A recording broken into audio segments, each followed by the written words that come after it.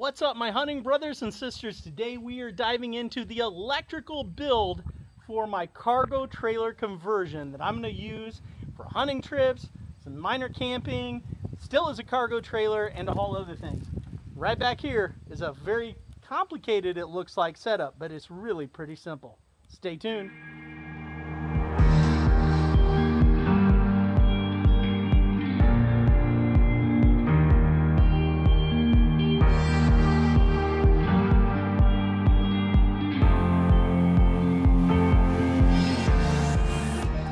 All right, so what I bought was two of these Renogy 100-watt panels. This is just one of them. They're identical, obviously. But these are the 100-watt Renogys. Look on the back side here. These are 100-watt. They're 20.4 volt, 4.91 amp solar panels. I've already tested them. I bought these many months ago, and they've just been kind of sitting here along with all of my over here, which is like my inverter, my charger, my controller, all the cables and all that stuff. I bought a lot of this stuff as a kit on Amazon, and then added some other things, but I went way down the YouTube rabbit hole on other people's builds. So first up is getting the mounting hardware on this. I am not going to screw through the roof of my trailer. We're going to use adhesive tapes. There's been a lot of videos out there that have shown how to do this. The highest adhesive bond, and then another tape. I'll get that out and show you here in a little bit. And they've been time proven, and this trailer's not going to see a ton of road time anyway, but so I think everything's going to be good, but I don't want to put holes in the roof of my trailer. So it comes with these L brackets right here, and I've decided I'm going to put mine on the ends. I went and threw one up there on the top of the trailer, and I think that'll work. So I'm just putting in the one bolt. They come with lock nuts. It's a wonderful 10mm, so good luck finding your 10mm socket. The running joke. Get them all tight, and we get this done on both of them, and then we'll throw them up. All right, it's ready for the nerve-wracking part. I figured out that if I go in about 3 3/4 inches off each side, and drill a hole and come in with my solar panel cable, that's going to be a good spot. So I'm just kind of getting an intersection where 3.5, not to be exact, but if I go in too deep, I'm going to hit some wires and possibly the framing. I want to come in right about here. I can run it in, I can turn that cable and go right down that groove. So here's the nerve-wracking part. We got a 1-inch hole saw because I got 1-inch diameter grommet here that I'll show you here in just a bit, but we're going to go ahead and drill a hole in this.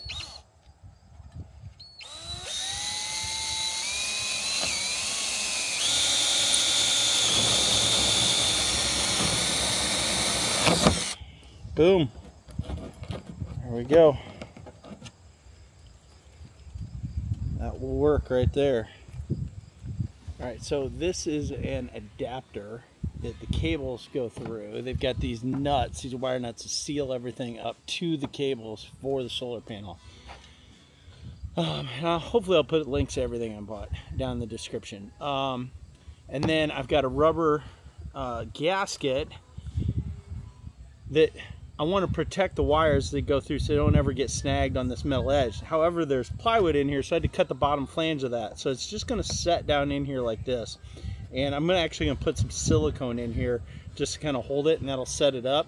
But before we do all that stuff, I'm going to take some acetone on a rag, and I'm just going to wipe things down, because then we're going to silicone everything down. And then I've got this Eternabond tape that I will put around the outside of this thing, just for a long-term, you know, type of seal to protect everything. So I'm just going to kind of wipe things down a little bit here, get all these surfaces nice and clean, any oils and residue off them. So that's the approach here.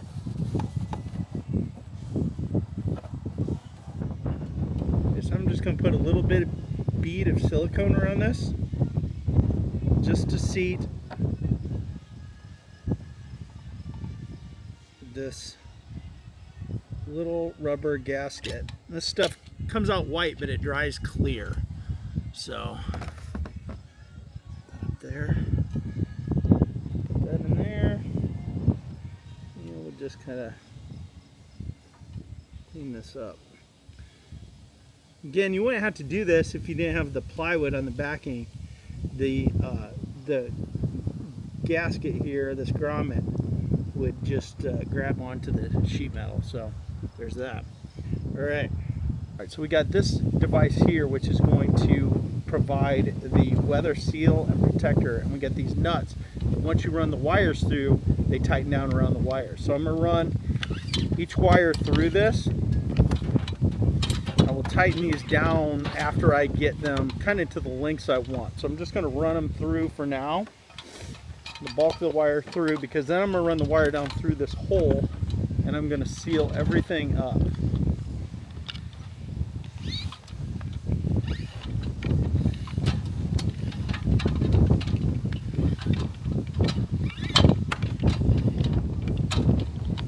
And those should, when I'm ready, they should ratchet right down onto the wire and provide a weather-tight seal, which they actually do, which is kind of cool, because when you look how big the holes are, you're like, there's no way, but it actually does. It's pretty slick the way it works. So I'm going to take and get these other ends of the wires up, and we're going to run them down through the grommet that we just installed. Sorry if the wind's bad. It's windy today. I'm sure it's probably whipping across there. I should be using a wireless mic with a wind muff, but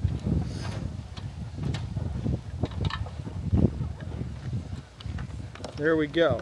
So there's that. We're going to leave some cable out, and then this is going to set down here. Basically, I'm going to silicone this down, and then I'm going to use a Turnabond tape to seal off the edges. So everything's been cleaned with acetone. So we're going to get some silicone and try not to make too much of a mess.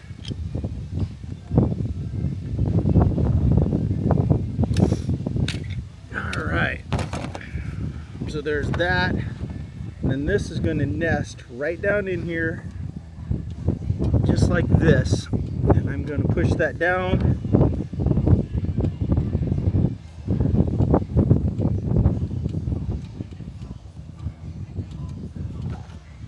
And that is going to be excellent. Again, my apologies for the wind, but I'm standing on top of my trailer. What I'm going to do is I'm going to lay out and mark these where I want them. I'm going to clean the areas off with acetone, and then I'm going to use the high bond tape and the Turnabond over the mounting. So just kind of giving you a high level. I'll try and film a little bit of these details as I go, but doing this alone, it's hard to self-film it. So that's my plan. It's going to kind of look like this. I'm going to square them up a little bit, but that's my plan. Probably sneak them forward a little bit more. You can see where I come out the nose there, and that's going to be the plan.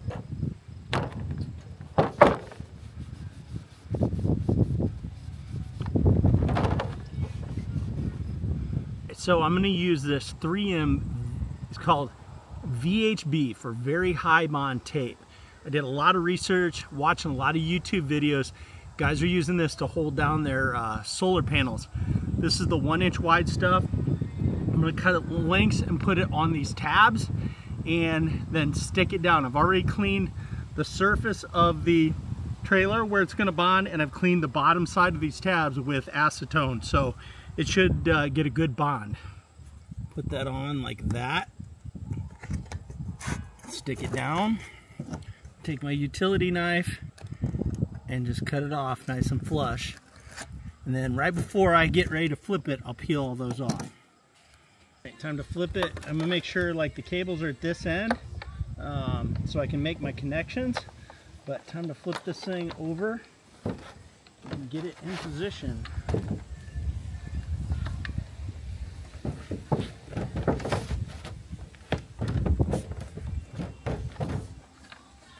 put some marks on here so everything should be square and where I had it when I set it right down. Again, it's on the roof, so nobody really sees it, but OCD me. And that is the very high bond tape. Now, I'm gonna get some Eternabond tape and put Eternabond over this. So, all right, so I've got a roll of 2-inch wide Eternabond tape. I guess this is really big in the RV industry. Just feeling from the sides is super sticky. But everybody says once you put the very high bond tape down, you're gonna put this over the flanges and on all four, and that completes the bond and the seal so it won't go anywhere. So that's the plan. All right, so this Eternabond tape, it's got a white backing and then it's got a clear backing. You can pull the clear backing off and expose the sticky side. So we got a piece here that's about 8 inches or so long. We're gonna put it right down on this flange and then leave the white side up. So we'll put that on and bond that right down. That's all there is to it. We just do it for the rest of them now. And there you can see that's one of them completely done. I'm just gonna do the same thing for the second one. Just sitting over here ready to go.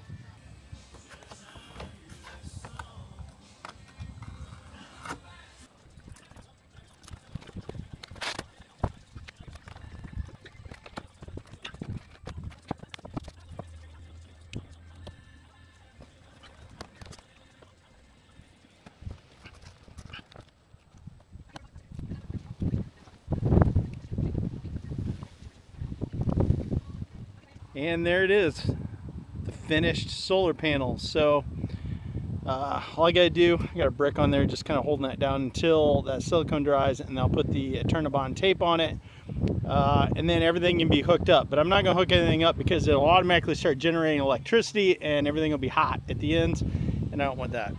So yeah, it really wasn't all that hard to do. We got 200 watts now of total solar up here. It's time to get out of the wind and go inside and start laying out on a board some of my electrical components. Figure out all the cabling. All right, so I laid out the bulk of my electrical components on a board and drew some notes on here telling me, you know, what size of wire and everything. And basically, if you don't know how to size wire, you basically have got to do some simple math. But you can compute your amperage or look up what your amperage is and you can size your wire on it. And I know all that stuff. And so I laid things out here in a simple kind of pattern. I had to order a couple fuse blocks and some lugs for wires, and I'm gonna pick up wire at Home Depot tonight. So yeah, I can't finish this right now, which is fine, but it gives me an idea. I've got all mapped out in a schematic of what I need. Again, I ordered a handful of things. I'm gonna stop at Home Depot, see if I can pick up some wire. And hopefully then tomorrow or in the next couple days, I can put all this together. I don't know that I'm gonna mount it to this board, but I just wanted to use it as a map and gave myself roughly the amount of space I knew I wanted to consume in there. So I just had something here as a representation. So for now, that's all we can really do with the electrical. So we'll check back in a couple days. All right, so here we are the next day continuing the electrical. Amazon is amazing. I placed an order last night to Amazon. Some people don't like Amazon, I get it, but man, the convenience. So I got everything I need except for I did forget one fuse, but that's okay. It'll come directly off the battery. I will order that today. It'll be here tomorrow, but it's everything we can get mounted and all that stuff. But anyways, just show you here real quick. Oh, and I did make a trip to Home Depot last night and was able to get wire. So you can see my basic board layout. I think I'm going to use this board as a base, but I'm going to put some leftover white board over top of it. So I'll have this as rigid, and then the white will just give it a better look. But as you can see, basically what I've got here is I'm going to come off the battery and I'm going to come into a disconnect switch right here. I'm going to come from the disconnect switch, this will be 2-watt cable, into a positive bus or a positive bus bar, and then into a 200 amp fuse, and out of the fuse into my 2000 watt pure sine inverter. I also have a shore station charger that will hook up to the battery. I've got over here, I'm going to come off of the sine inverter and go into this negative block. I'm going to go to this is a shunt, and it plugs into, it's going to monitor the battery for me. It's not necessary, but nice addition. And then this will go to the battery. Again, this is all 2-aught, heavy, super heavy cable. I've got a 4 gauge wire. It's going to go to a 100 amp fuse block. Right now, I'm only planning on using 1 circuit, but I've got, this is 6 circuits available. Want to be able to expand if I ever wanted to. Coming from the solar panel, we're going to basically come into a disconnect breaker, and then from there we're going to go into the solar charge controller, and from out of here we're going to go into a 30 amp breaker, and then that 30 amp breaker with 10 gauge wire is going to connect back over to the positive and the negative blocks as well here, and then that can charge the battery. Over here we got some wire. This is the 2-aught super heavy duty wire. This is the 4, some 10. I got my number 4 gauge lugs, my 2 lugs, my hammer. These lugs are so big you got to actually hammer them down. So yeah, it's all the gear. So now it's time to go ahead and start putting all this stuff together.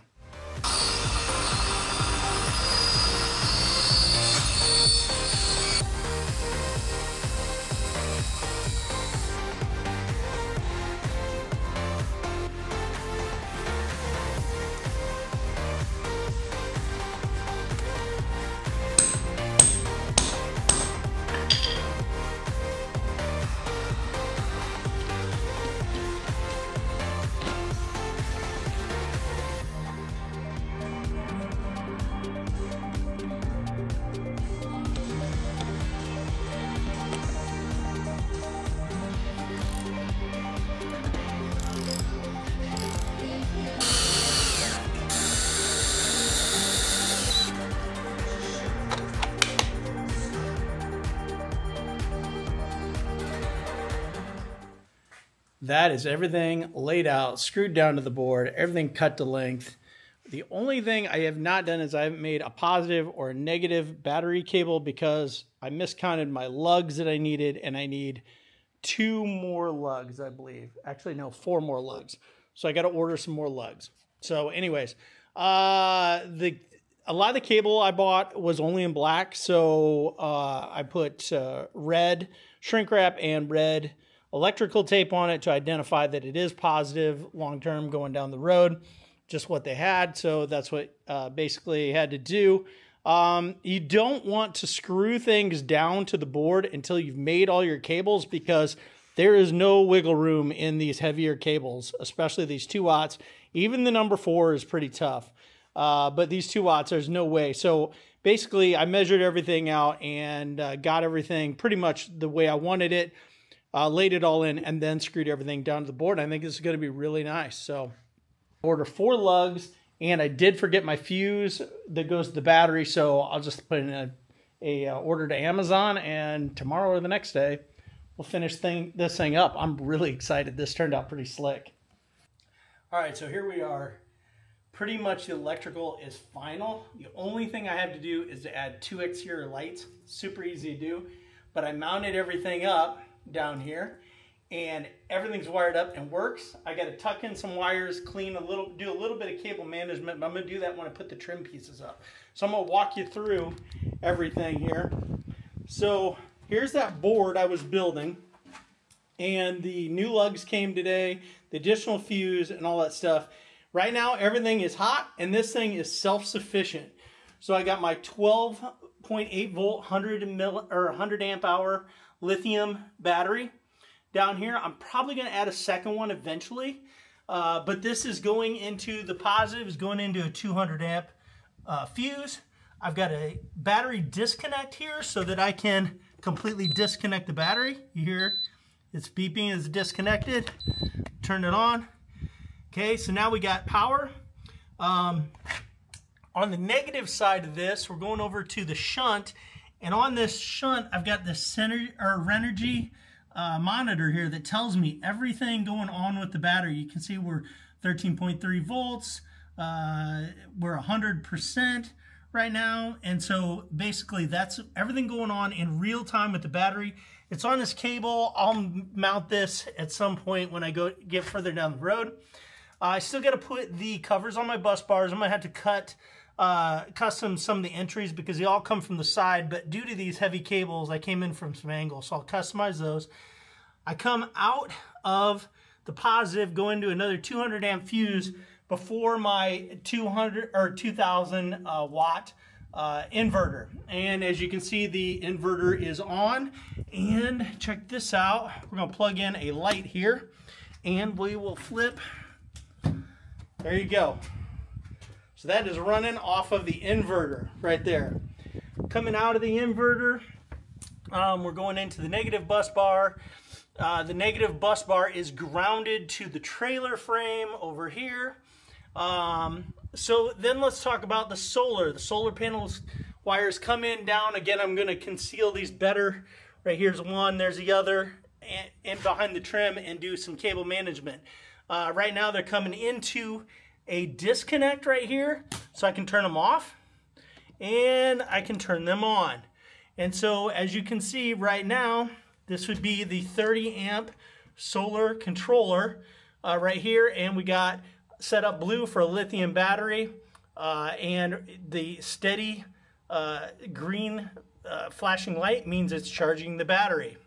So all is good there. Coming out of that, we got a 30 amp fuse on the positive side going in from the battery to the, we got a 30 amp fuse, and the negative goes down to the bus bar. I've got a 15 amp fuse box, or I've got a 100 amp fuse box here with a 15 amp fuse in it right now, and that is currently going to the lights, which will also do the outside light. But as you can see, we got the trailer lights on, and we got 3 LED trailer lights in here. So that is pretty sweet. The other thing that I've got here is I've got a shore station charger here, and this is set up for, I've already got a program for lithium. I'm going straight into the top of the battery per the manufacturer recommendation there. And I'm just going to, for now, leave the cord hanging here. Anytime I want to charge this on shore power, I have that option. How much I'll use that shore power charger, I don't know, but it was just one of those things. I saw it on a video and I thought, man, that would be a nice thing to have, you know, just as a what if scenario. So it was $100 bucks. I think it'd be worth it. I'm going to show you the solar panels real quick here. And let's go up here. So we've got 200 watts of solar up here, and I've got them wired together through the solar panel connectors and going down inside right there. So that is it. So yeah, that is really my electrical for this trailer in a nutshell. Again, still got to add 2 exterior lights, but that's cake. Do some wire or some cable management as I put the trim pieces back up, and then eventually I'm going to have a countertop that goes over everything, and we'll work on that. But this thing is now self-sufficient.